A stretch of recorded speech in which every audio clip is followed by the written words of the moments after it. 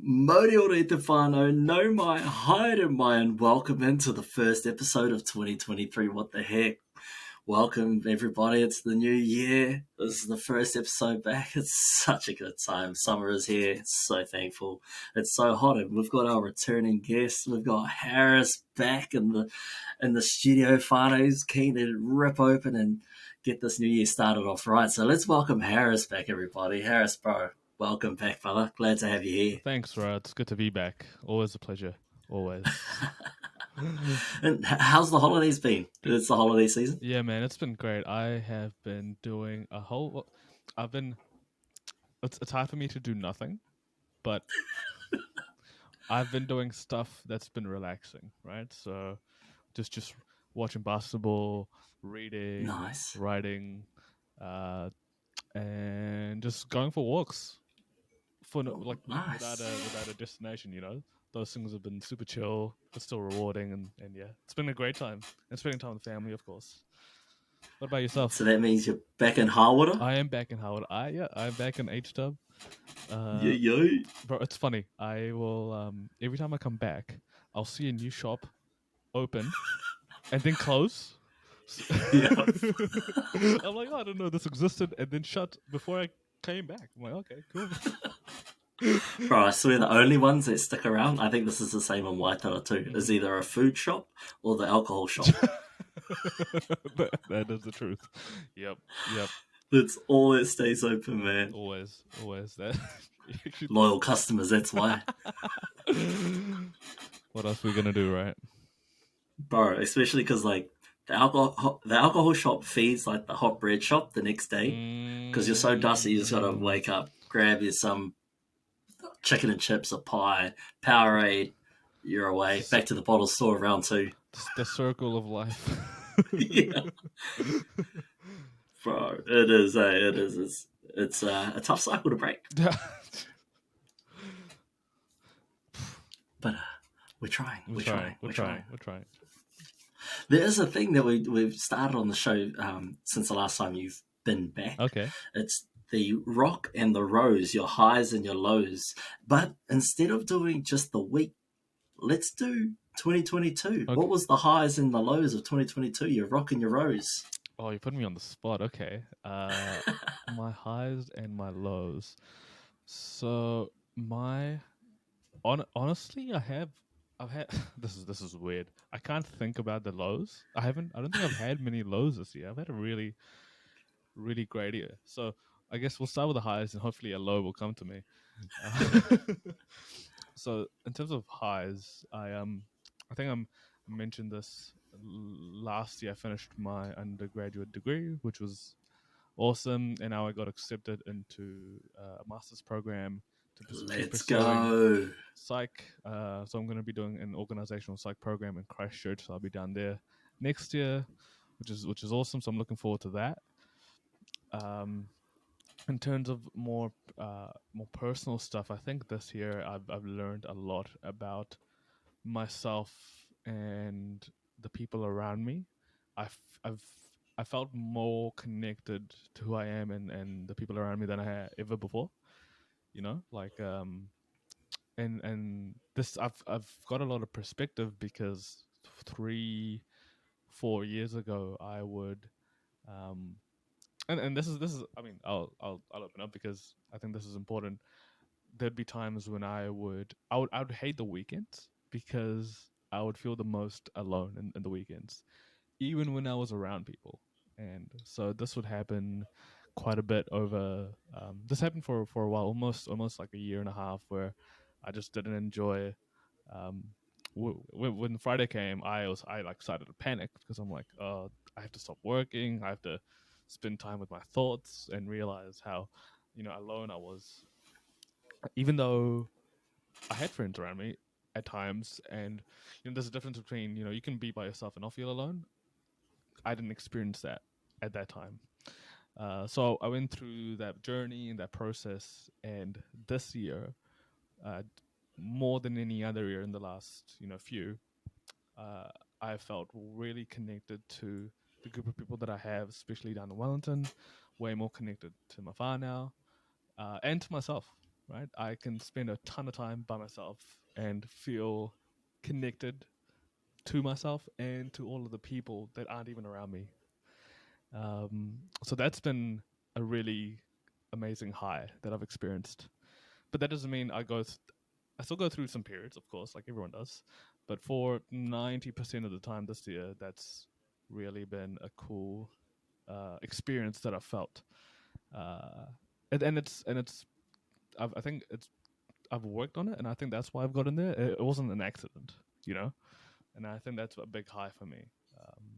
And yeah, I'm looking forward. I almost have to restart this process when I go to Christchurch, where I'll have to meet new people and reorientate myself down there. But because I've got a solid foundation to build on, I know I'll be able to do it as well. Man, how did you sort of realize you were heading into that kind of space?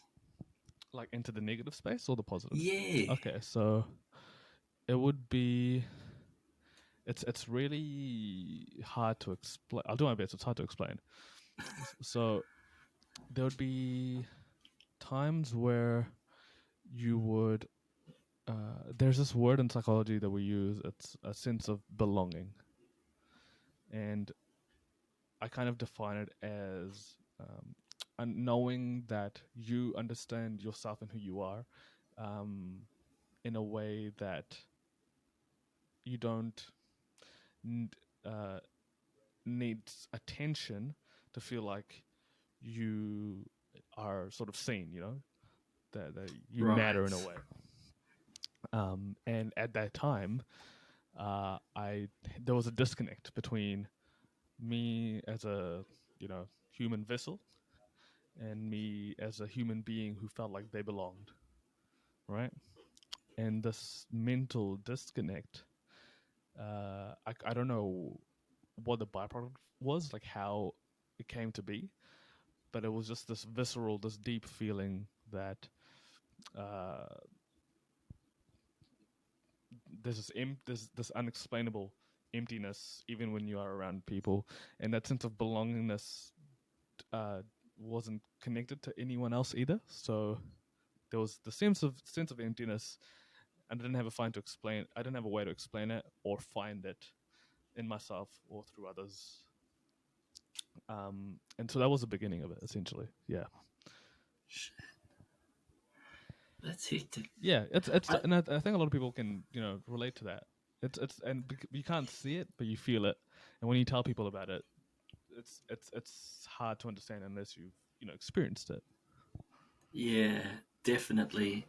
Because I've had times when I've wanted to just be alone, but I kind of look forward to it. Mm. You know what I mean? Like I enjoy just sitting in a room, lights off, curtains closed. Just chill, phone down, just sit. Like that's Yeah, calming. yeah, dude, 100%, right? So I feel that now, but back then, the thought of that gave me so much anxiety, and I don't know why. And I think it was because of that sense of belonging to myself and um, knowing that I belong with other people as well. Right. Just that sense of growth within yourself. Yeah, yeah. And I think I what happened in the last couple of years, I discovered. Well, I won't say discovered. Um, I worked on figuring out what like my deep values are, um, and for me, they are connecting with others in a very deep way. Whether it's and it happens one on one, it has to be one on one. That's how it starts, and then it can grow from that. But it has to be one on one. And I didn't really have that for a while, and maybe it was a sense of like my own stuff, like avoidance. Like I didn't want to do it for fear of getting close, or um, I didn't have the time or space. So that was one thing, and then uh, my other value is a sense of purpose and learning. And at that time, I didn't really have that. So I felt lost sort of intellectually and spiritually, which is basically like the two things that I really need, right? Yeah. So when I got back into learning, got back into university, I found such a passion for what I was learning about, and more so because it helped me like learn by myself through that process. There's a common saying in psychology. It's um, most people who go and do that major is because they want to understand themselves to a certain degree, which I think there's a lot of truth to. But I found that me learning about human nature in a way that really sparked like this massive light bulb and going, oh my god, this is so cool. Let me share it with people. And then there was the other part. I'm like, oh, who can I share with? I don't really have deep connections, or I don't think I did. So I had to reestablish those. So really build connections from the ground up. And then once you have a solid foundation of trust, connection with your friends, then I was like, okay, cool.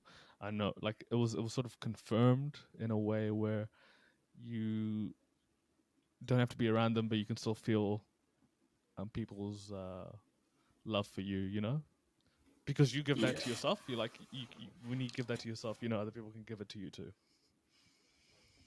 Yo, that's on. Yeah. So I gave you my lows for a few years back, and then my highs accumulating up after all those years to now. Yo.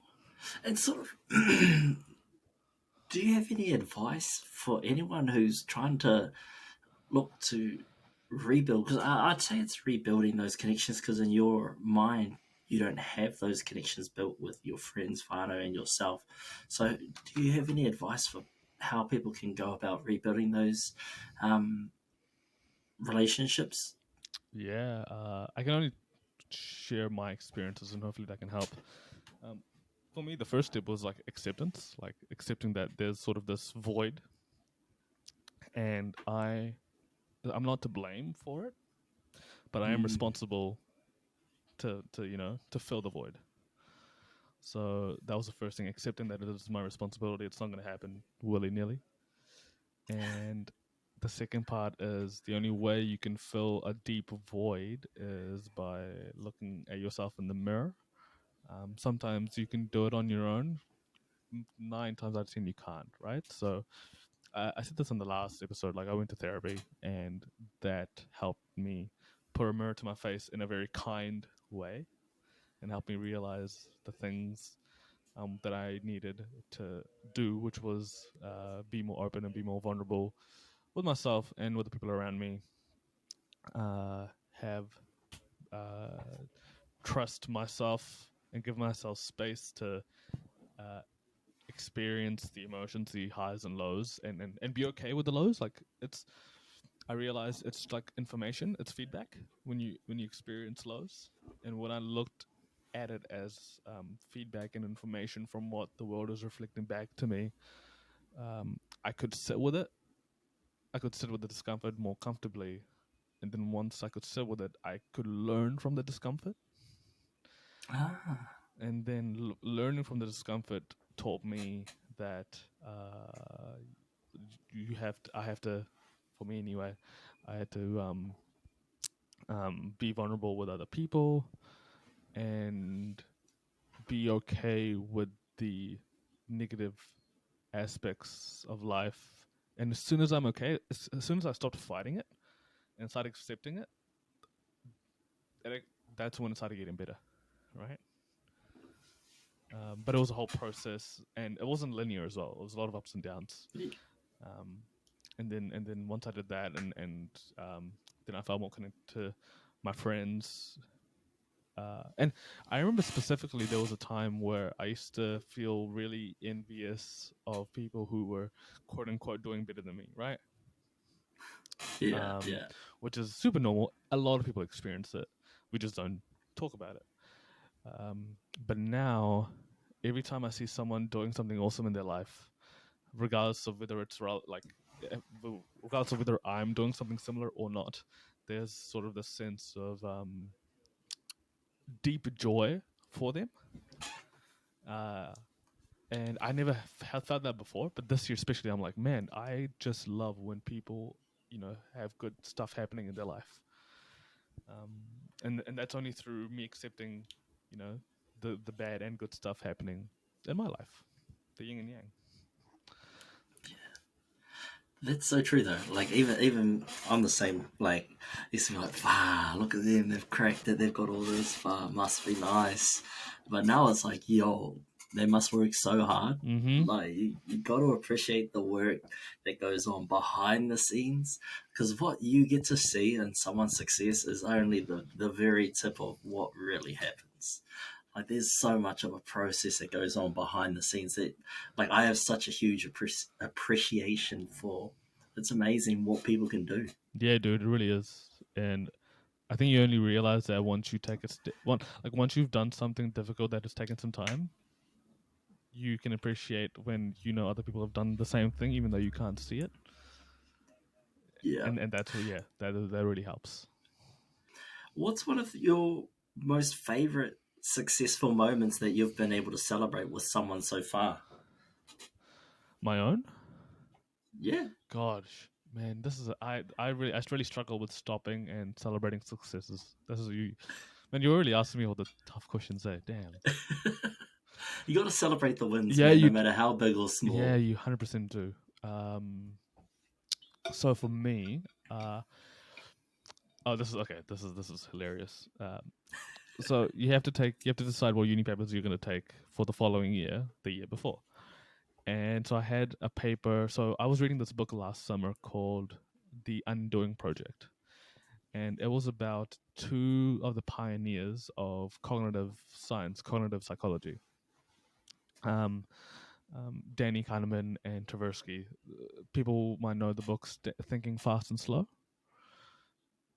And that's one of the books written by someone in that episode. Let me go back. The Undoing Project was about Danny Kahneman, who wrote a very popular book called Thinking Fast and Slow about cognitive science, and that really got me interested in studying cognitive science and decision making.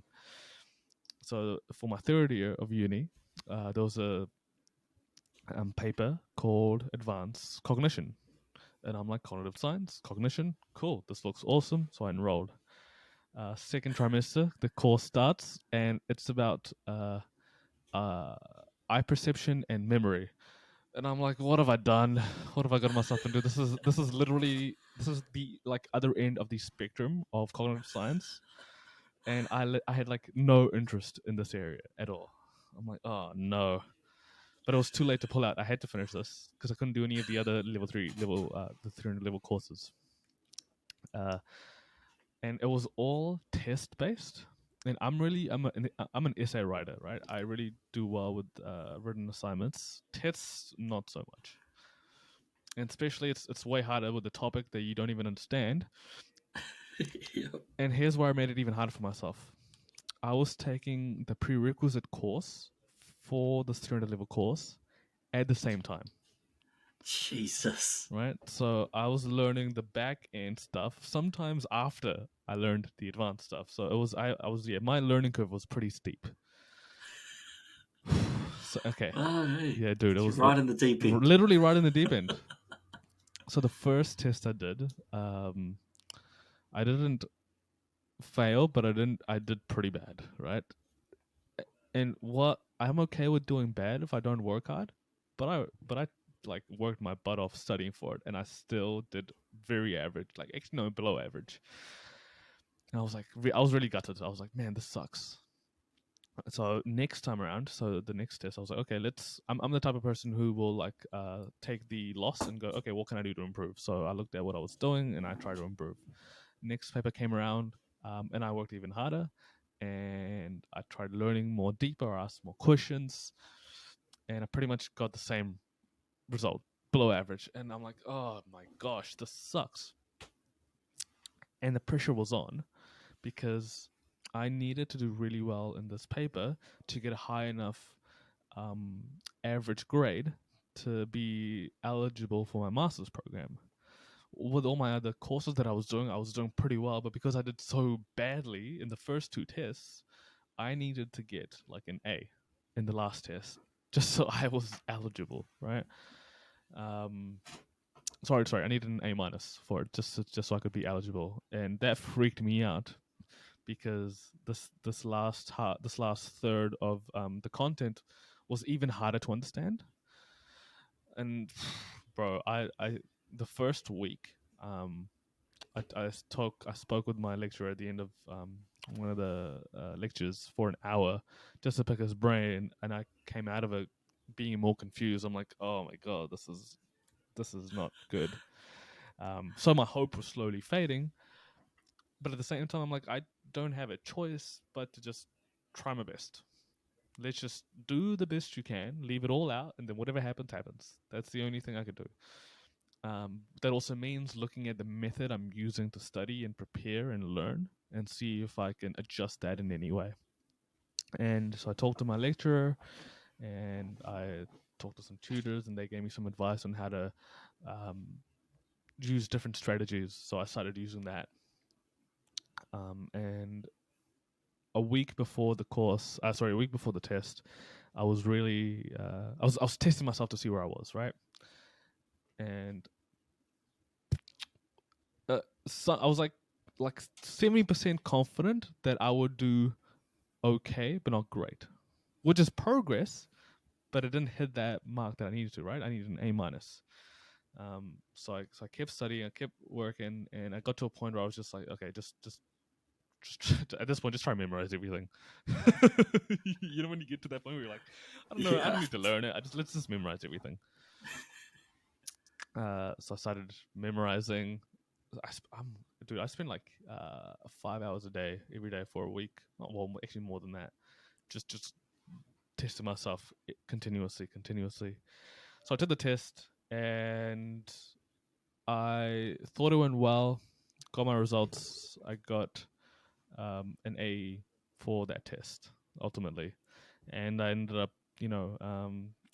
getting, I think, an A or A minus average for my 300 level papers. So that was a huge one for me. Let's go, bro. That's on. That's so good. Yeah, I'm still like, I still can't. If you ask me some stuff about memory, can't tell you. Bro, that's like me and some of our hubs papers, and definitely a few of my physiology papers down in, exercise physiology down in bloody Dunedin, mate. Mm-hmm. Don't have a clue. It's pretty frustrating though, because I wish I would remember like some of the content, and I think this is just like, I enjoy university, but some of the old processes, and I'm sure you can agree with this. Like, I want to hear your experience as well. Like some of the ways that you learn stuff and understand things. I'm just going, this. At some point, we have to change the system, right? Yeah. What was your experience? I'm much the same. Like, if you don't fit within the mold, then you pretty much fall through the cracks at university, unless you've got amazing support systems in place, or you just have that "fuck you, I'm going to succeed anyway" attitude. You're really going to struggle. I don't think university is set up for modern students. Mm-hmm. Like, it's very old school in the way everything's taught. I mean, even down to the damn ceremonies when they walk out with those bloody golden spoons and wave their little magic feather over your hat, and whoop-de-doo, you're a graduate now. It wasn't until I got to Fizzy 320, which is the Māori paper that a lot of the guests that I've had on the show have talked about down at Otago, because that's the first time you actually get to experience a paper that takes into account different types of learning other than the sit and listen to a lecture, literally read the lecture slides to you. This is the first time when you're not expected to write notes from all the material, because everything's so engaging. We're encouraged to work within groups. We're encouraged to do the readings by reporting back to our groups each week on what different aspects we've found, and then we have to report that to the entire class. So that paper and that experience changed my whole perspective of university. And then I started to think about how I can implement Te Ao Māori into the rest of my papers to help get me through, instead of trying to relate those papers to me and my life. I was just relating my life and my experiences to my papers moving forward. But I agree, essays are so much better than tests. Tests put you under so much stress and so much pressure to achieve some bullshit rubric.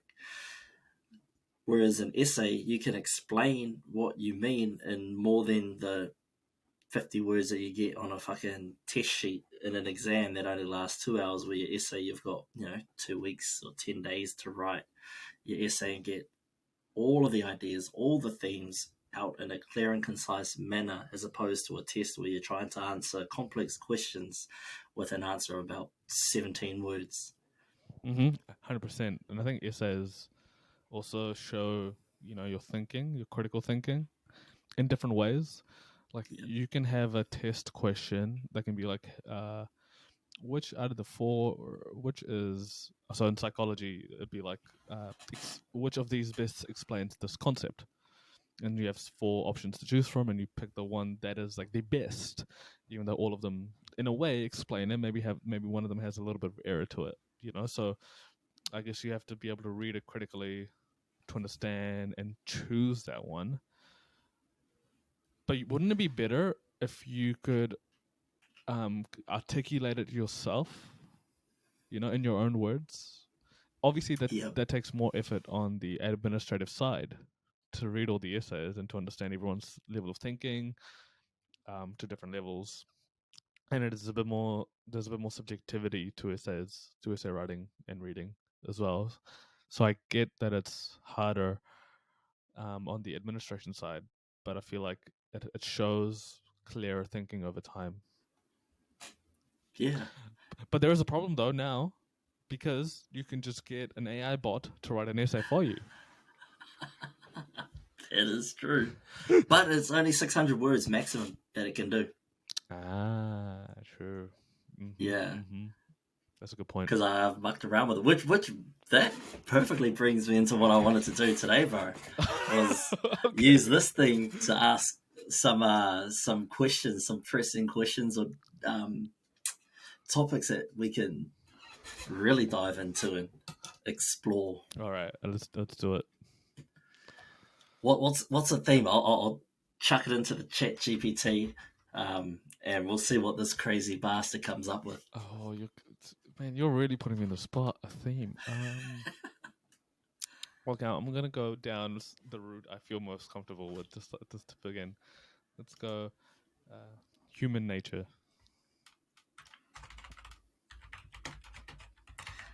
Right. Let's see if I spell that right. So we've asked ChatGPT for topics of discussion about human nature. All right, this thing is crazy. So it is crazy, yeah. It's the way the things it spits out. I got it to write so I make YouTube videos, and I got it to write the description for my YouTube video because I couldn't be bothered writing it. That's so good. And it did it pretty much like 90% of it was correct. Holy shit. So what did you do? Did you type in what it was about, or? So the prompt I typed in, the concept was called prevalence-induced concept change. That's what the video was about. So in the prompt I wrote, write me a YouTube description for the psychological phenomenon prevalence-induced concept change. And it just started spitting out a couple paragraphs, and 90% of it was accurate. I just had to edit a little bit, and it was good. Scary Holy stuff. Shit. That's so cool. Bro, it is crazy, eh? Like, the evolution of technology now is crazy. I don't know how teachers are going to monitor this shit, but I asked it to write me because this was before I knew it could only spit out 600 words. Yeah. Or it might even just be, no, it is 600 words. But I asked it to write me an essay, a 1,500-word essay on the effects on Māori culture since the arrival of European settlers and the harsh truth about colonization, with references.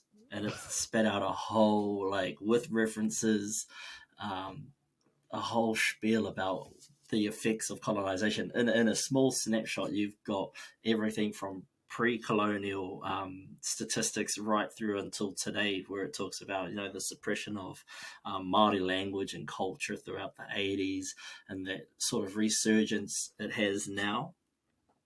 I was like, where do you get this information? Like, even I can't find it. That's nuts. That's crazy. And to do it in such a small amount of time, I was like, bro, Seconds. you are on steroids. I love this. Mm-hmm. And now I do it to find me vlog ideas. Bro, ditto.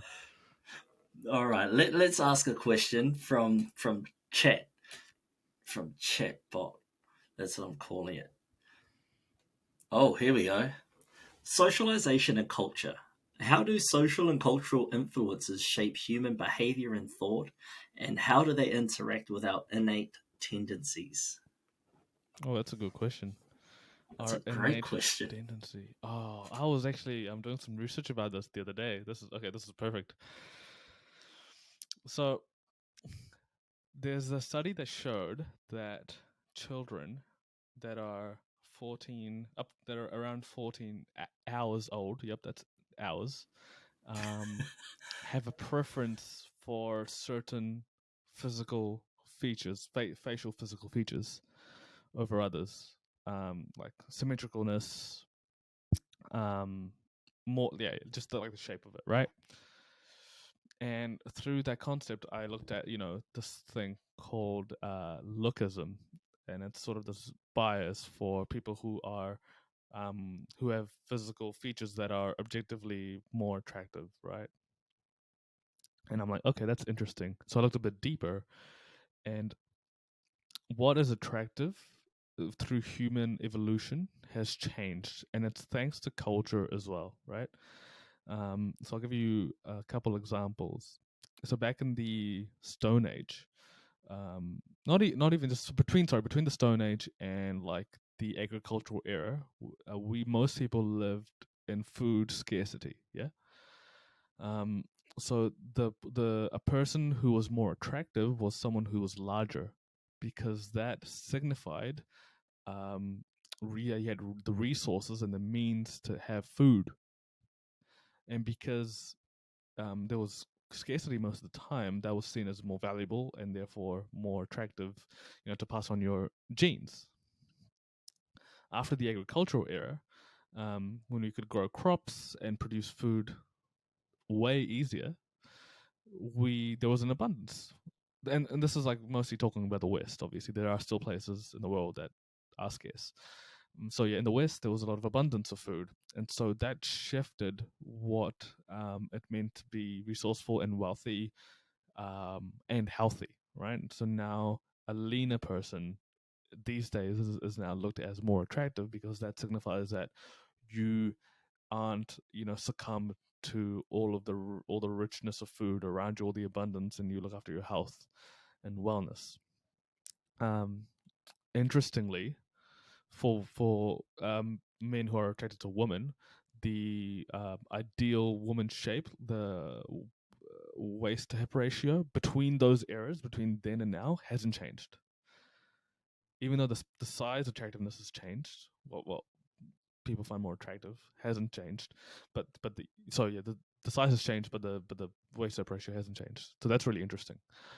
Um, and if you so there was a study done on Fiji that looked at the evolution of body dysmorphia in young women, and they could map it to the introduction of the television in Fiji. So basically, What? before television in Fiji, women were like usually pretty healthy weight wise, and there was no real sign of eating disorders. But as soon as TV was introduced, the shows that were introduced were American television shows, and this is like I think in the 70s, 60s, 70s, and 80s, and the television shows showed skinnier women, and the Fijian woman saw that and identified that as the new model of ideal woman physical shape attraction, right? And over the next 20 years, eating disorders started to like peak pretty significantly from that point onwards. So the cultural shift in understanding what is, the ideal shape of a woman changed after the American culturalization was introduced to people in Fiji. And that changed the whole concept and made people have eating disorders because of that. Fuck. That's out the gate. That's crazy, yeah. So what we like our socialization changed how what some people thought was more or less attractive, and same with our evolution. Right. Crazy. Yeah. But we can. Is it? Yeah. Sorry. Go ahead.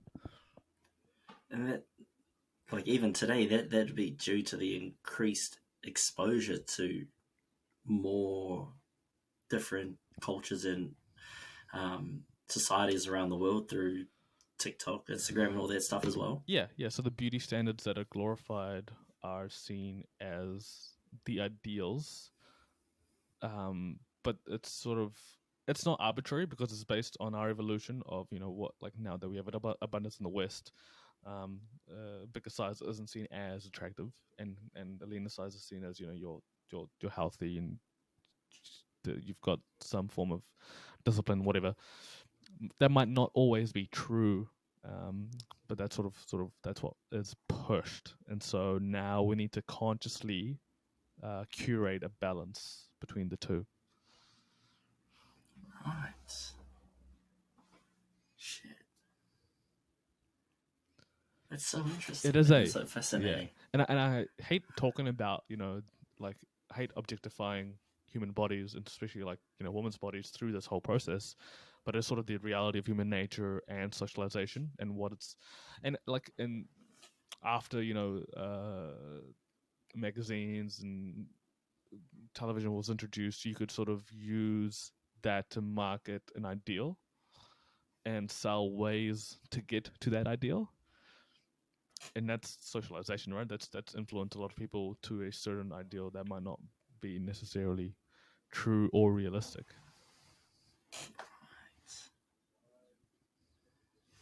And so, what do you think about the power of media to shape and change your perceptions about how you see the world? Yeah, I mean, the media is huge, right? Like, it's all around us. It's sort of curated to keep us engaged. It's called the attention economy for a reason, and the things that will drive attention towards us is things that we find really funny, things that outrage us, and things that make us feel like we need based on certain standards, and that keep us engaged long enough for us to see things that we can consume and buy from the media, right? And that's sort of the vicious cycle. Shit, yeah. It is. It's like what do you call it? Like a revolving door, right? No matter, like, newspapers kind of dying off, magazines are kind of dying out, and in replace of that is your phones, and now where you consume all your news and your magazine articles, and we're slowly moving away from TV. TV's slowly dying, and now YouTube, Netflix, and everything like that's picking up, and so everyone's focus is on a fucking 12-inch screen. Yeah, and like a lot of the ads are specifically curated to what you look for online, and the things you look at are, again, like things that you enjoy, things that outrage you, and things that you think that you need. And that sort of pushes back the cycle, right? I looked at a mic that I wanted for like recording podcasts and my YouTube videos, and not only was it started showing me different like microphones, but showed me, if you get this mic, people will be able to hear you this much better. And then if you do this kind of voice training, you'll be even better.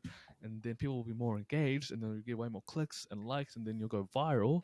And then blah blah blah blah blah blah blah. It's selling this dream to you, without you even realizing. Bro, it's exactly like this bloody AI thing. You just give it a little bit of breadcrumbs, and it gives you the whole bloody meal. Yeah, there's a little thing I read the other day. It's a story about a fisherman and a businessman, right? So basically, this dude, he's a fisherman. He goes out, he gets some fish for a couple hours a day, brings it back to his family, and then they cook the fish. They've got enough for a week, and then he can just chill out and do some other stuff, hang out with his family, do some other things around the house, and have a pretty good, stable life, right? And so this businessman comes up to him and he's like, "Hey man, if you how much fish do you catch?" He's like, "Oh, about this much." "And how much time do you spend catching the fish?" "Oh, maybe an hour or two." And the businessman said, "Well, if I do the math, if you spend a bit more time out on sea, you could catch this much fish." And the fisherman said, "Well, I don't need this much." He's like, "Yeah, I know, but what you could do is you could sell and then save up money, and then buy a boat. And then when you buy a bigger boat, then you'll be able to get even more fish, spend even more time, and then you make more money, buy more and bigger boats, get other people to do the work, and you also have to then look after the logistics of it. And then over time, you grow this massive business scale, and you will make a lot of money." And then, "How long will this take?" The fisherman asked. And then this man replied, "Oh, this will take about 15, 20 years. And then this fisherman said, "Okay, what will I get at the end of that?" He said, "Well, you'll be able to spend a bit more time with your family. You'll be able to relax, and you'll be able to chill out." And you can see where I'm going with this, right? Like, Yeah, he's selling man. the thing that the fisherman already has, right? And it's just yeah, more isn't always gonna get you where you want to. Sometimes you already have it. Just gotta take a second or two to chill, take a step back, see the bigger picture. Yeah. So Is it saying, hey, just scroll out, just scroll out. They use that in investing. So many people get fixated on the losses that they've accumulated right now, but they don't scroll out and see the net gain that they've had over the past 5-10 years. Exactly. It's like when you reflect on a thing that's happened in the moment, you go, "Oh man, I can't believe I was so unfortunate with this life thing that happened to me, this accident, this tragedy. I lost whatever, house, a partner, a job." But then a year later, something also might have happened because you lost that job or that partner, or you might get a better job, your dream job, and then you go, "Oh man, I'm so glad the thing that 1 year ago happened." But 1 year ago, you hated that thing happening, right? So I feel like you can't. It's like there's no like stop, and every time you go, "This was meant to happen for a reason." When something good happens, and then you go, "Oh, this is going to teach me a lesson." When something bad happens, it's like, yeah, but if you have to take this bigger picture approach, because everything is just going to keep happening and happening and happening, and you need to have some level of respect for luck and risk, as well as the work you put in, but also not take everything as like, "Oh man, this is so bad," because who knows what the next thing will be. And same with good That's things, so right? true. Yeah. So that's the things that I've learned recently. That's mean. And that's reminds me of this conversation I had with Barry a little while ago about his social media success and stuff like that. Is he's like, well, you can't really plan for it. You can plan as much as you want, in terms of content, but what people like and what people don't like, you can't really plan for that. It just happens or it doesn't. 100%, man. That's such a harsh lesson to learn, because you can really like something, and you go, "Oh man, this is gonna be epic. A lot of people are gonna love this." Then you put it out in the world, and it's like crickets. Like, Yeah, yeah. It's happened with a few of my reels. You're like, man, I really like this one, and then when it comes out, you're like, only 6 people like this one. Dude. But luckily, we're not playing it for the like game. We're playing it for the long game. Yeah, hide up. It's really hard to do that when your mind is focused on the present. Yeah. Well, I think I'm just looking at it as exposure. I mean, 6 people is better than no people. Yeah, exactly. it's almost like I think about it like that, and I also think about it as like I'm just building a skill. That's Mm, all I'm trying to do. I'm just gonna build a skill. People watch it, cool. People don't watch it, cool. This skill is gonna help me in the future in some way. Who knows what way? yeah, But I'm enjoying building the skill, so that's what I'm gonna keep doing. that's it. As long as you enjoy the process. If you hate editing, and if you hate filming, and if you hate ringing people up or reaching out and messaging them and telling them to jump on your podcast and have a yarn, find something else to do. Mm-hmm. I almost find it's like going to the gym. It's really hard to like start the writing process for a video. It's really hard to start the video recording process. And it's hard to start the editing process. Sometimes I'm excited to do it, but sometimes it's like the gym, right? Sometimes you're excited to work out. Sometimes you're just like, I can't be Yeah. bothered. But once you get into it, you're like, okay, cool, yeah, this is fun. I'm enjoying this. But sometimes I'll go and uh, I have to remember that my brain and my biology is focused in on short-term pleasure. So I have to consciously curate and go, okay, I have to engage in short-term pain so I can get long-term pleasure. It's that instant gratification, eh? Yeah, pretty much. Yeah. I'm built exactly the same. Yeah. Like, I'm a win now. Yeah, exactly. And it's really hard to, like, everyone experiences this, and it's really hard to overcome. So you need a process, and I feel like if you enjoy something, it's going to be easier to do when that thing gets hard to do than if you don't enjoy it to begin with. Yeah, 100%. Well, tell us a bit more about your content creation journey. I've always been into creating content in some way. Even so, when I first started my personal training career, like 8 years ago, I created a blog and I used to share like write fitness articles, very very poorly written fitness You need a articles. chatbot. Oh, dude. Oh, yeah. If I had that back then, man. Yeah, dude. I read back to some of my stuff. I'm like, oh my god, this is gross. But which is a good thing because I know I've Yeah, grown, right? Um, it's that growth. yeah. So I'm just the type of person who likes to take information in that I think is really interesting and then share it with the world. I'm like, hey, look at this cool thing that I learned, and I think it will help you if you know this information. So that's how it started with health and fitness information, and that's why I became a PT.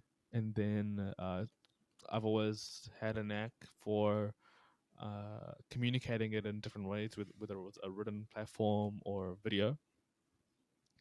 So I did that for a little while, and then my natural progression from that was when I started working as a person who taught people how to become personal trainers. I didn't need to write articles. I didn't need to record videos. It was literally my job to share the information that I'd learned, which was awesome. So I really enjoyed doing that.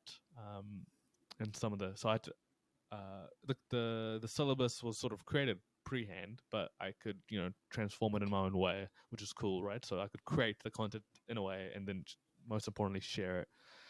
But when I stopped doing that, there was a sort of void. I'm like, I still want to share things that I learned. One, because it reinforces it for me, so in a selfish way, it helps me learn.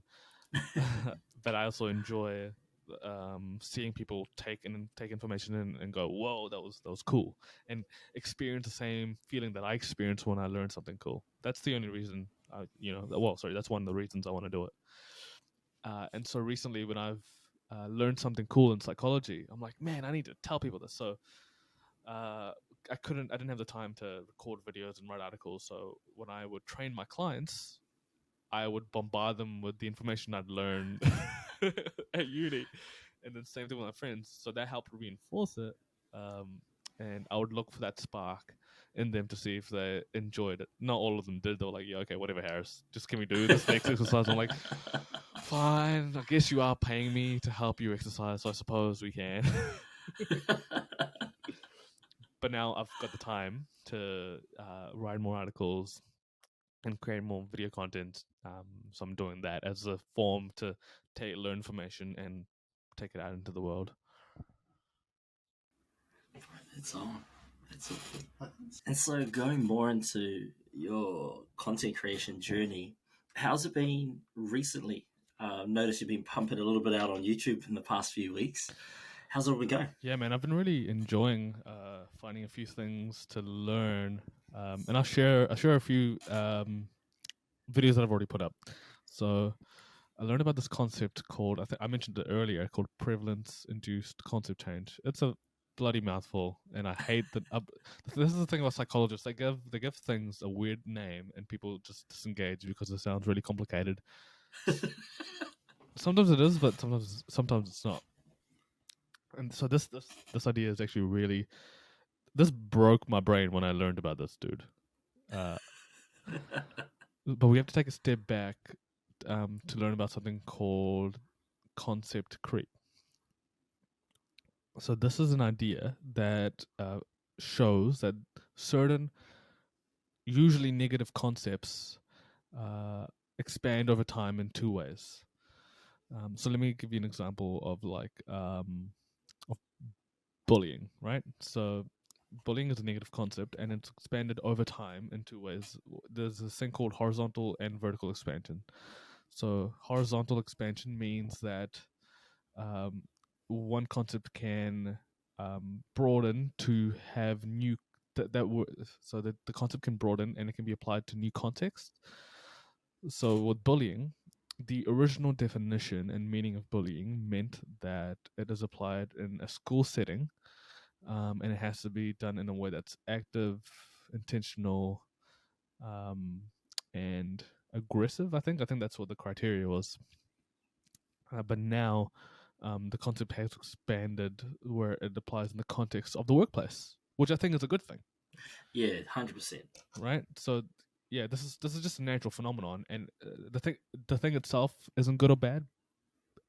Depending on the context, it can be. So in this context, it's a good thing. Now, vertical expansion means that over time it expands to where it includes looser criteria over time. So the original definition was, again, of bullying was it was active, it was intentional, and it was like aggressive towards children, like from in school. Now it doesn't have to be active, or necessarily aggressive or intentional to be qualified as bullying someone, right? Which that part can be a little dangerous at times, right? Depending on the context. It's cool. So that's one idea. Now, the prevalence-induced concept change shows that things over time have concepts over time have expanded in a way that just look different, and scientists sort of studied this with the blue dot effect. So the blue dot effect essentially is there's a room where participants looked at dots that range from very blue to very purple, and they had to answer one question on the screen: is this dot blue or not blue? Initially, they had 50% of the dots were any range of very blue to like blue purple vagueness to, and the other 50% were blue purple vagueness all the way to very purple. And over the course of like the hundreds of trials, they reduced the number of blue dots. So they just saw blue dots less frequently over time. But what happened was the participants, when they asked about if they saw blue dot, with what they previously said they didn't see blue, this was purple. Later on in the trial, they said, no, this is blue. So they changed their criteria for what blue was, and they loosened it up so much that something that they didn't consider to be blue before was now blue. Okay, vague concept. And if you look at dots for hours at a time, your eyes go kind of funny. Like, okay, this might not work in real life practical terms. So they did this with morality, moral judgments. Right now, things get interesting. So they had a bunch of very ethical, and all the way to very unethical job descriptions, and the participants had to choose whether something was unethical, or sorry, if it was unethical or not. So what a participant at the end of the study initially thought was ethical, the same job description was unethical by the end of the study only when there were fewer ethical job descriptions. So when they reduced the number of ethical job descriptions, the participants chose the same job description that they first said was ethical and that then later on said was unethical, which is pretty crazy. They did the same thing with faces. So they had a spectrum of very um, friendly faces to very like aggressive, threatening faces. And as they reduced the number of threatening faces over time, what participants thought at the beginning, well, said at the beginning, was not threatening, at the end of the experiment, they said the same image, the same photo, the same face was threatening. So as the prevalence of something reduces over time, we don't adjust to the reduction. We expand that criteria to include the things that we didn't have in there before, right? So you can apply this to the real world, and in a way, you can understand things where someone might have a bad hair day and go, I had a traumatic experience at school because I had a bad hair day. But it's still people's real experiences, but it's just it's pretty nuts. Yeah, that's crazy. That explains a lot, though. Like, even you can kind of picture it in your own head, like taking tests and stuff. You know how some of the tests regurgitate old answers, they just change the way it's worded. Mm-hmm. And then you fully second guess the previous answer and the current one, even though you know the answer was correct in the first question. Yeah, hard out, exactly. Yeah. And yeah, if you apply this to a lot of different domains, you can see how things have changed over time. And it's mine because you can't like almost you can't stop this from happening. Actually, there was one study that showed the only way to stop this prevalence change from happening is to occasionally see the really strong instances of something. So, for example, if we go back to threatening faces, if every now and then we see a really, really, really threatening face, that will reset sort of our default criteria to we'll go, oh, no, this thing, if this thing is super threatening, the thing that I thought was super threatening before is actually not as threatening. I should change my criteria again. So that's one way to overcome that. The most threatening face that you could ever see: a white man in a suit. in the right context, yeah. Damn. And the other thing that I learned recently was I made a video on this the other day. What did I call it? I called it pluralistic. Oh yeah, pluralistic ignorance. Another dumb word. Oh yeah. I'll tag them below in the YouTube as well. Yeah, so yeah, that because the videos will explain it way better than I can from memory right now. Yeah, I write a whole. Yeah, it's way better there than it is here. Hopefully, you get the general idea anyway.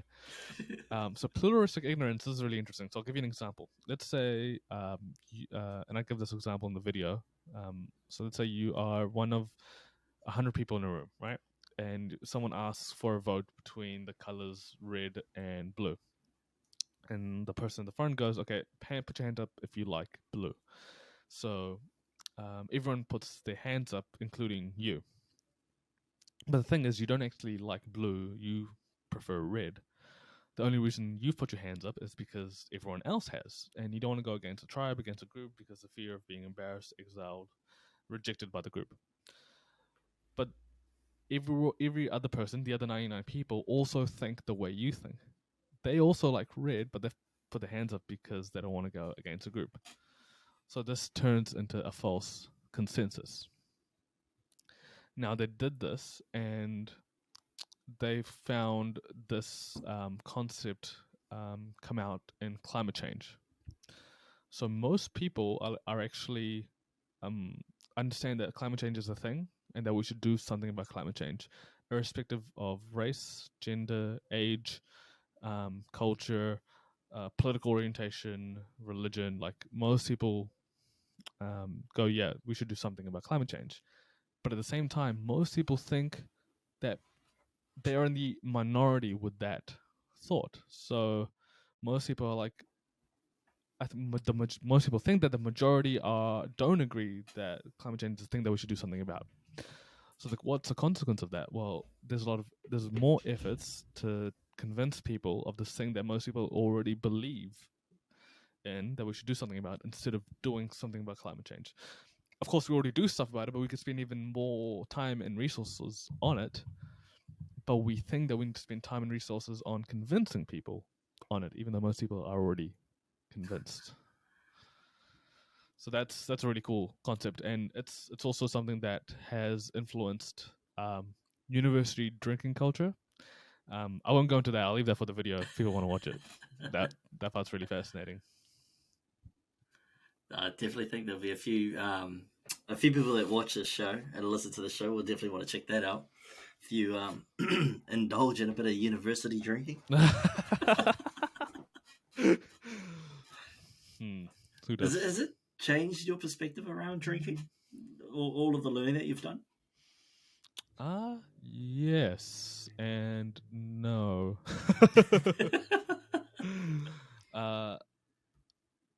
One perspective is, I think,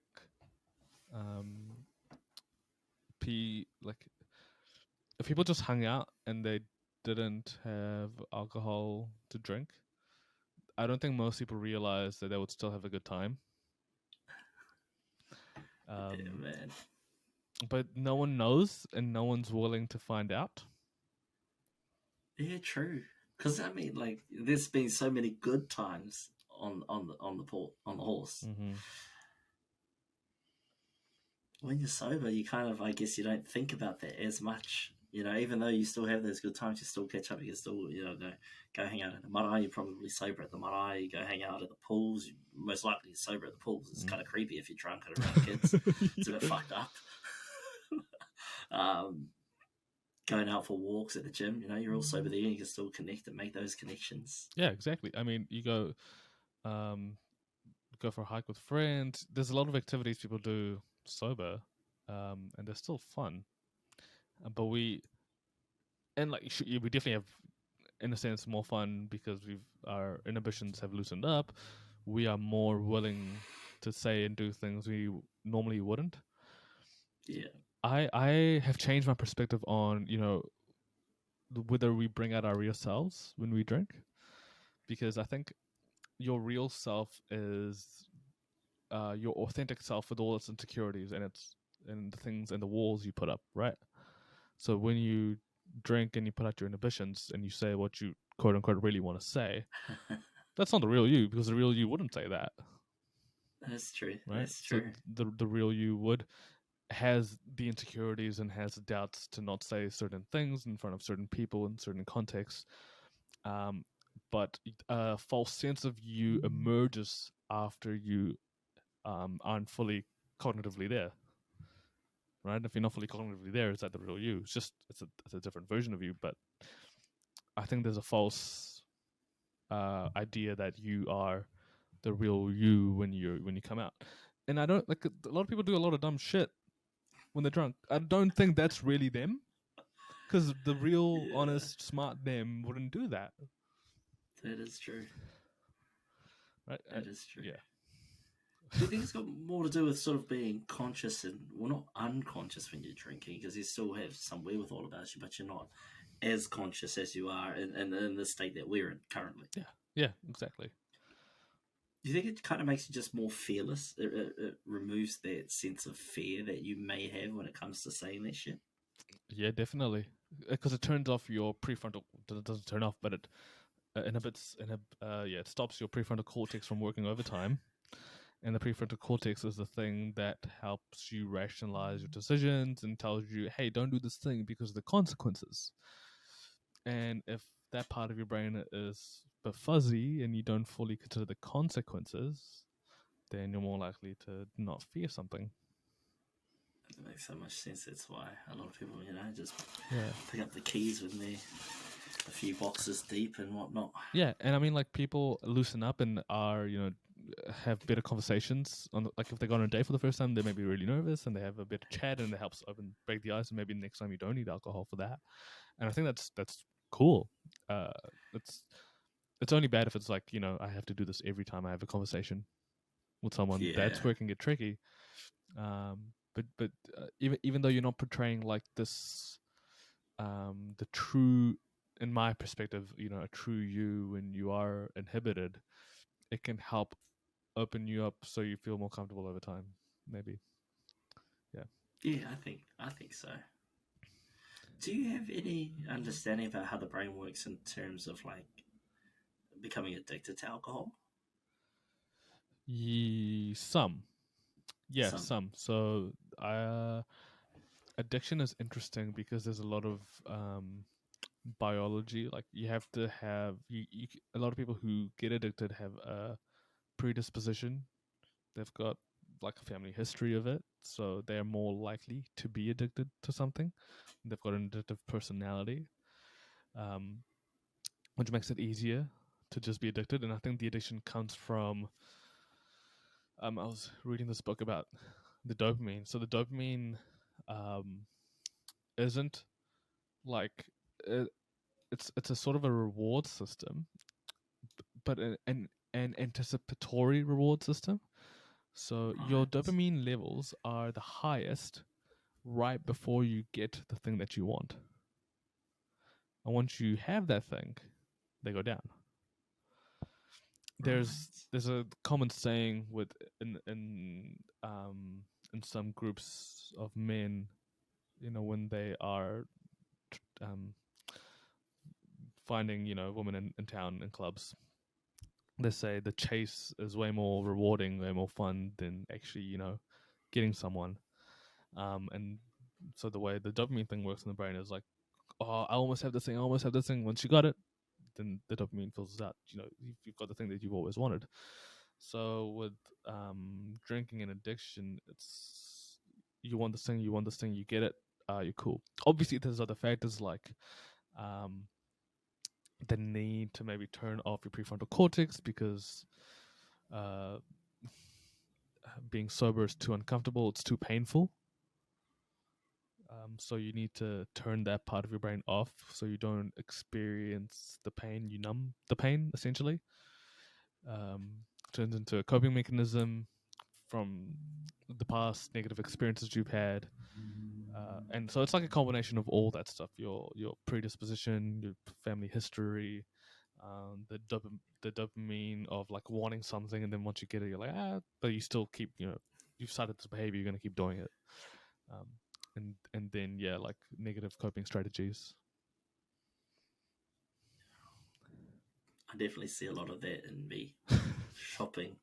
Not the alcohol. I'm not too phased. Like, I like to drink, Yeah. but with the shopping, I'm like, yeah, man, it's death to me. Like, I see a watch, then I buy the watch, and then I'm like, I want a different one now. Right? Yeah. that once you got it, you're like, I now got it. Yeah. Oh, that's so crazy. It's so fascinating how the mind works to make you feel these certain things or to make you change your behavior and make you act a different way. That's why it's like when people want to like stop a bad behavior, it's way easier just to think about starting a good behavior, because when you try to stop a bad behavior, you're not consciously curating what it's going to replace. And if you don't consciously curate that, then you might replace one bad behavior with another bad behavior. A common thing with people who smoke and who have a habit of smoking, once they quit smoking, they get into a habit of excessive eating. Yeah. Right? That's very common. So if you know that, then you can make a conscious choice. Now, if you prefer, the eating over the drinking, and then you'll go, okay, once I become into eating, I'll solve that later. Then sure, you can do that too. But if you start off with trying to curate it in a healthy way, that is more effective. Because they just love to keep the lips and fingers busy, eh? It's that whole thing, so they just... Yeah. Feel like tell the brain like, because your brain is like, this is void. I need to there's this void of in my pleasure centers. Because I mean, people will tell you, like the people who like smoke chronically, and this is in my personal experience. This is secondhand from what people have told me, that once they do fill their craving, they don't feel good. They're just like, cool, I've got my, I've got it in. Right? Yeah, exactly. And so you just want to fill a void instead of filling up your cup. What would be the best advice you could give someone battling addiction?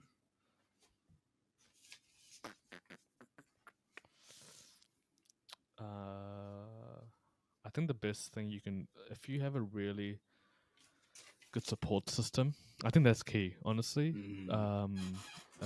Finding a really good support system to help you out, because it's really hard.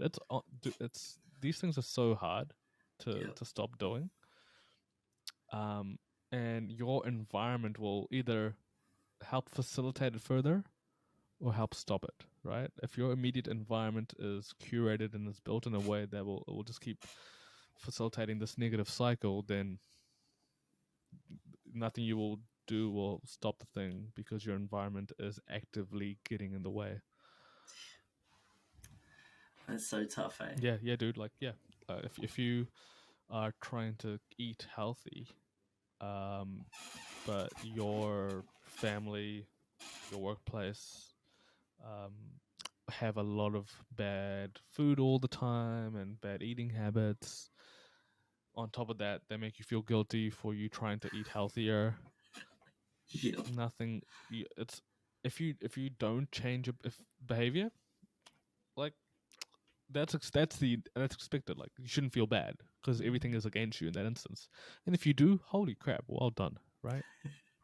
100%. Yeah.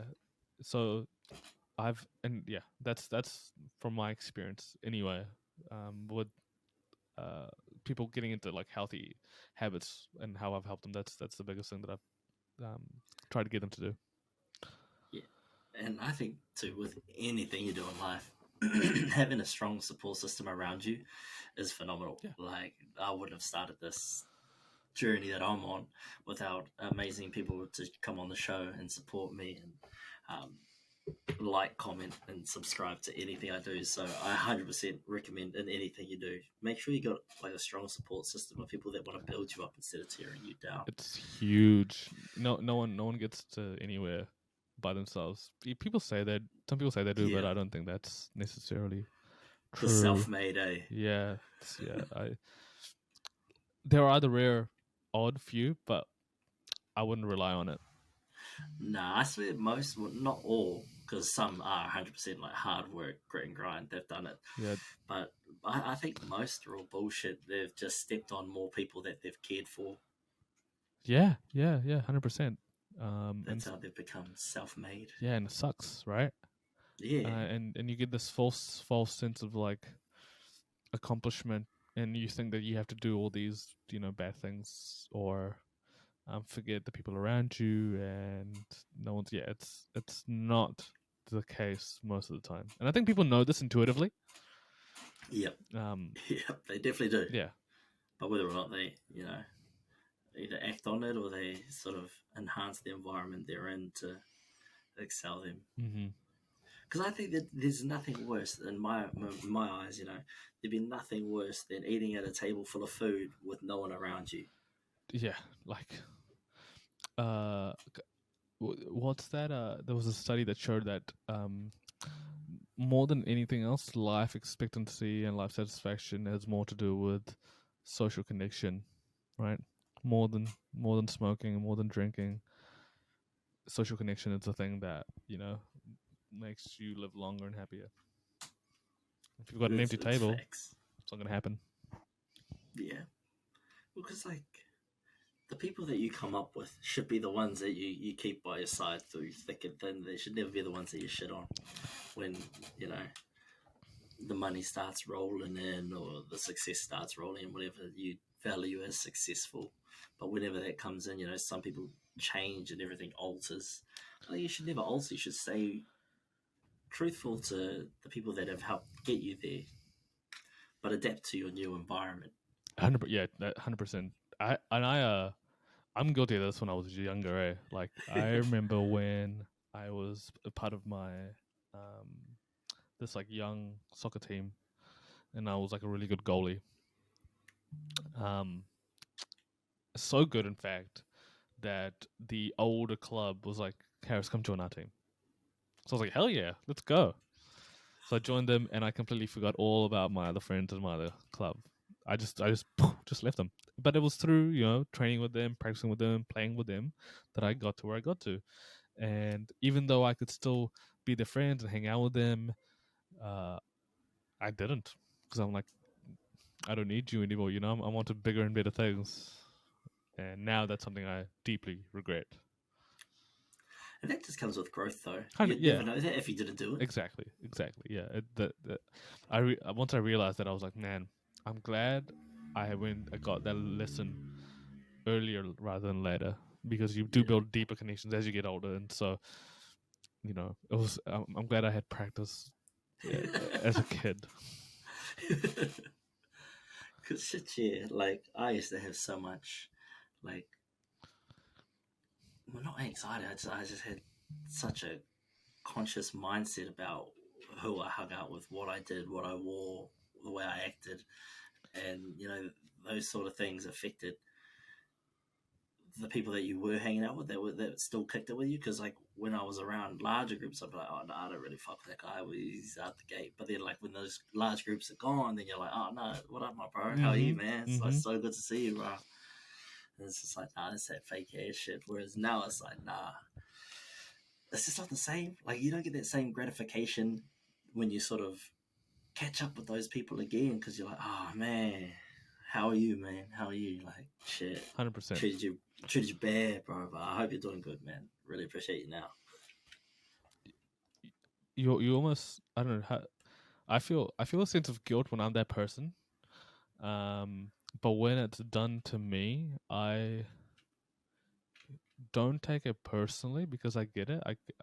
I get the enticing feeling of seeing what you think is better and going after that and leaving what you have behind. And let's say if I'm the friend that someone leaves behind, I'm like, okay, cool, it's fair enough. But I also give them the opportunity to come back, because maybe they don't know. Like sometimes you go, maybe the grass is greener where you water it, right? Not always on the other side. Yeah, 100%. I love that quote. Grass is always greener where you water it, not on the other side. And that's something I really learned actually this year. I watered the grass of my close environment, my close friends, and it flourished. So lo and behold. And that's it too. Like shit, we can all have a bountiful garden. We just got to work together. Yeah, that's it. But like you say, when you don't take offense when someone's abandoned you and then they come back, it's like they might not have got that lesson. No. So this might be the first time that they're learning this. Just like we went through that, we've got to learn that someone else might only be going through this for their first time as well. Hard out, and I feel like there's a lot of outrage recently on people's actions, but I don't think most people aren't evil. Like most people don't have bad intent. They have a bad outcome and they make bad decisions.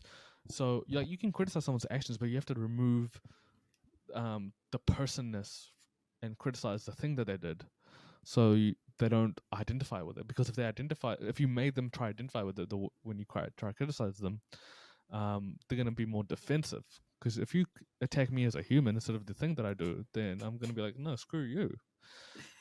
And so if I know that most people that don't have bad intent and maybe they did something they didn't mean to do, then I can approach it with a sense of calmness instead of going, oh, this is a bad person, he tried to get me, or he did this whatever thing, which makes it easy for me to address or maybe accept the situation or address it.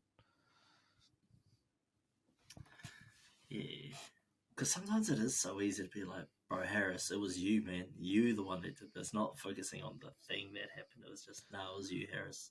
Like, you're a blah, blah, blah. You did blah, blah, blah. Yeah. And I remember I used to think that way. I'm like, man, why does this person keep doing this? They must suck. They must not like me, whatever. Most of the time, it's not the case. They're thinking about something else, and you're just sort of in the crossfire, and they don't realize that they've hurt you. And I mean, I do the same thing all the time. I'm like, oh man, and I like think about it retrospectively. I'm like, man, I should have communicated that better, or maybe done this thing that I didn't do. And then over time, hopefully, you learn. Yeah, that's the goal. I mean, if not, just listen to this podcast. Yeah, just keep coming back. Tips. Save this podcast. Yeah. Keep coming back. Just keep coming back, whānau. Don't go anywhere. Nope. We've got episode after episode. We've actually got a jam-packed year this year. We should have a few guests. I'm pretty sure Harris will make another appearance at some point this year because the door's always open. Oh, I love chatting to you, Ra. It's a great time. I learned so much. What's in store for you I'm going to interview you now, by the way. What's in store for you this year? Well, that's a great question. On top of my regular 9-to-5 job, I am going to be building this up. I've got a few they're maybes at the moment. I've got to reach back out to them in the new year, but they're somewhat known publicly. Like a lot of people know them, so they're in the works. Whether or not it'll come to fruition, we're yet to see. They have said tentatively that yes, they're keen, just reach back out in the new year. So those episodes will hopefully boom. I'm going to try and get in a bit more vlogging. We've got a hoodie line coming out in Feb. So we've got some hoodies. We've finally got a manufacturer, so we're going to get a few hoodies pumped out. We'll see how well they do. They're just going to be pretty simple, just for this one. And then if they sell, then we'll bring out like a printed t-shirt. I've already got a few designs in the works. That back wall is going to get painted in the next couple of weeks. So it's going to look a little bit different because I'm sick of seeing it. What color? White. White is in at the moment. I've got another friend who is a painter. He works for a painting company. Mm-hmm. And so I asked him, I was like, what are the in colors at the moment? He said whites, different shades of white. So that's what we're going with. That's true, based on the rumors I've been around recently. Yeah, it's a lot of white. So that door is getting painted white. That wall is getting painted white. That calendar is going to get shifted over there. That photo is getting taken down. I'm putting up another picture there. So yeah, we've got a few things that have got to change just in this background setting. We've got, what else do we have coming up on top of the clothes? The website should be done once the hoodies arrive. The website will be done because then I can actually get people to, if anyone wants to model these hoodies for me, I just need you in Taranaki because that's where my photographer is. Oh, okay. Here's a shout out to anyone who wants to put in the mark. So if you want it, there's an opportunity there. You can take the hoodie with you when you go. So there's that. So I just need some stock photos for the website because it's pretty much built. I just need my own images to replace what's on there. Okay, yeah, I got you. Yeah, and finish that thesis. Oh, that old chestnut. That old. I like how you left it at the very end. You're like, oh yeah, by the way, I have to do this other thing too. Yeah, I got to finish that bastard of a thing. But yeah, other than that, I don't have too much planned yet. Because I was like, well, we'll get through the product launch. We'll get through these. Bro, that's heaps already. You listed off a lot of things, and you're like, I don't have too much. Yeah, well, that's just up until about March. Oh, okay, right. I see. Yeah, about March, April. That's when all of this stuff is going to be happening. Okay. I wanna go back to what you asked me at the beginning on what I reflected on. So yeah, I'm going to ask you, what if you reflect on your past year, highs and lows, what would they be? My rock and my rose, my highs and my lows. Man. I think the rock would definitely be not finishing my Masters last year. Okay. Like, yeah, that would be, that's the biggest rock because it's just sort of dragged on and on and on and on and on. And I'm like, yeah, I'll get there. So since it's the rock, have you taken any lessons from that, experience? Yeah, well, I kind of knew I was doing it anyway.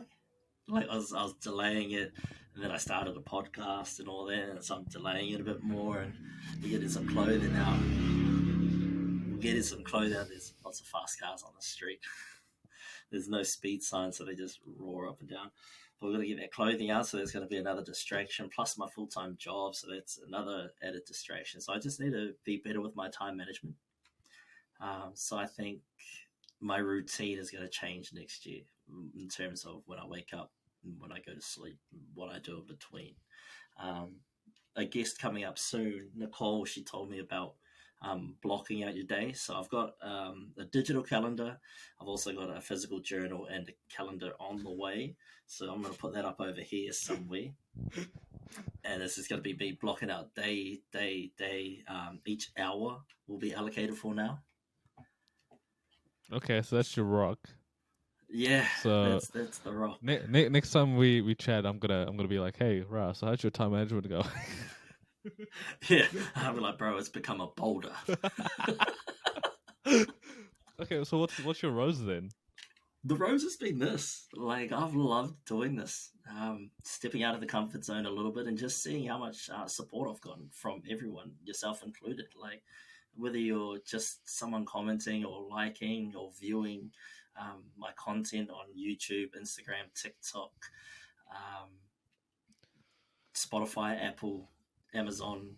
We're now on what's that one? iHeartRadio. Oh, there you but go. yeah, I've just enjoyed the support and the people that are just keen to jump on and be a part of it. And you probably feel like, tell me if I'm wrong, but when you try to do something and you're not sure how people are gonna take it, and when people do respond positively to something and really support you, like you're not doing it for that, but the fact that you are getting that support is so uplifting, and your amount of gratitude for it just goes through the roof. Yeah, bro, 100%. Like I said, I don't do this for the views and for all of that. I'm just trying to build a brand. Yeah. But it's just overwhelming how much support I've had in the past. Well, I've only been operating since October, end of October. And that's crazy. Yeah. I mean, dude, the fact that you have put out content consistently over this time, it's not easy to do. Like doing this, and the amount of stuff that you do on top of your full-time job and on top of everything else.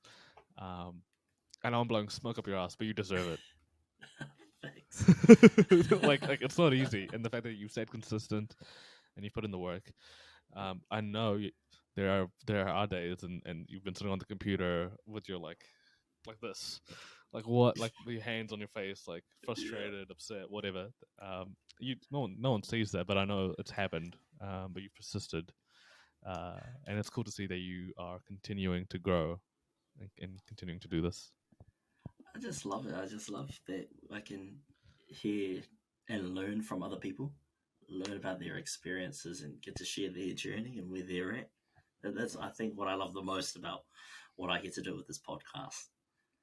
Yeah, that is beautiful. Like the conversations you have, you're like when you learn something about someone, or when you understand their experiences, and you're like, oh man, that's either holy crap, I can't believe you experienced that, or holy crap, that's so cool, I can't believe you experienced that. Either way, Yeah.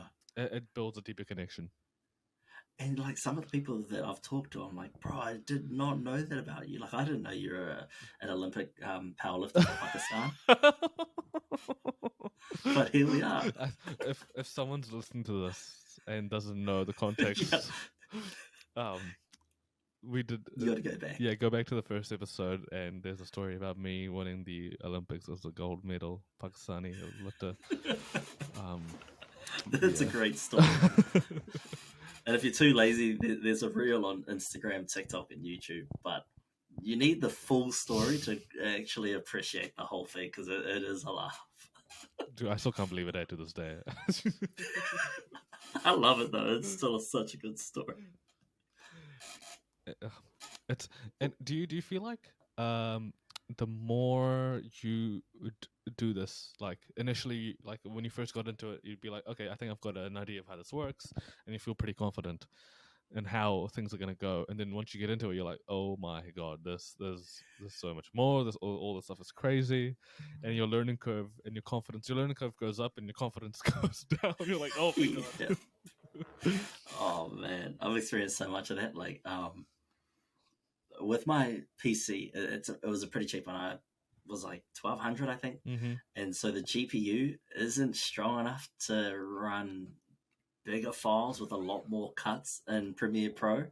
So Barry's episode was the fucking hardest thing I've ever had to edit because he filmed on his cell phone and that died 4 times, and then I had to link up the video to the audio, and I had to cut out so many different pieces because we were drinking, so we had to have toilet breaks and stuff like that. And by the end of it, there was over a different cuts because every time you cut it, now you've got a new clip. So I had over 100 clips. There was way too many audio files to fucking count. Dude, wow, okay. And it kept crashing. My whole PC kept crashing. No My way. Premiere Pro would crash, then my entire PC would just shut down, and I'm like, shit. It just ran my GPU to the ground. So I had to cut it into 10-minute chunks and then put those 5-10-minute chunks together and then cut that in half, and then do one half, export that out, create a new video with that, then do the second half, export that out, and then bring those two halves together, and that was the final product that you guys saw on YouTube. That was a bastard. Unreal. All we saw was wow. I don't envy you at all, but as someone who edits videos too, I completely understand. Yep. So when that GPU crashes, bro. But it's fun, and I still enjoy it. And I think out of all the podcasts, that's the one I could tell you every timestamp. If you get tested on it, do you know? Yeah, well, bro, because like the first 3 times I did it, I didn't save it. So I started from scratch 3 times, or 4 times actually, because the first 3 I didn't save it, so the 4th. Then I saved it, then I started cutting it down into smaller chunks. I'm glad I don't have to do that again. So I've learned. So if I know that it's going to be kind of half, I just chunk it up. Well, I'm conscious of the time, man. We've been yarning for about 2 hours now, plus the time we spent off camera. Oh yeah, time flies, bro. Always when we're talking. Bro, I love it. I love it, and I've learned so much today, and I hope a lot of the listeners and viewers have learned as well. This has been a great chat, bro. Like invaluable. Hard And out, honestly, yeah. go and check out Harris's YouTube channel. Doesn't matter if this shit sparked you or not. Go check it out. I guarantee you'll learn something amazing, just like we have today. Don't let this knowledge go to waste. He's putting it out there for free. Take it. I feel like it's one of those things that are already out there, but in obscure places, and I try find concepts and communicate them in fun and interesting ways. So if you like to learn random things that might apply to your life, or maybe not, just because they're interesting, then yeah, hopefully you might enjoy it. It's simplifying psychology on YouTube. Go and check it out, whānau. It's a great channel. Because I'll tell you what, I'm not reading a 20-page journal to find out what I can find out in a 6-minute video. But I'll do all the reading for you. Bro, Exactly. I tell people I like enjoy reading journal articles, and people look at me like, "Who the hell are you? Like, you crazy mother?" You know, like I'm like I don't know, but there you go. Yeah. Like, yeah, I take it with a grain of salt. It's 20 pages is too long. I can read the 8 to 10s. 20 is too much. Yeah, you're right. 20 is a lot. 20 is a lot. I'm not gonna. Yeah, 20 is a lot. I'll read. Condense your work. If you got a 20-page journal article out there, you don't need condense it. 100%. There's a reason you're an etal. Because I know for damn sure if you're the main publisher, it ain't 20 pages. I'm not gonna add anything to that. That's brilliant. I'm just gonna. You're an etal. I'm gonna leave that there. Well, whānau, this has been a great episode. What a great way to kick off the year. Thank you so much, Harris, for coming back on the show and opening the year. Like, what a way to open the year. I've had so much fun. I've learned so much. You guys got to learn a little bit more about me. So hopefully you guys enjoy this. Is there anything you want to say before you go, my bro? I hope that people experience highs and lows throughout the year and take something valuable and meaningful away from it. Hard. Enjoy 2023, whānau. And Who knows? Stick around. You might learn something new from the 99 Dreams podcast. But anyway, thanks so much to the brother Harris for jumping on. I'm Rauri. This is the 99 Dreams podcast. Welcome in the new year, everybody. Happy 2023. Take care.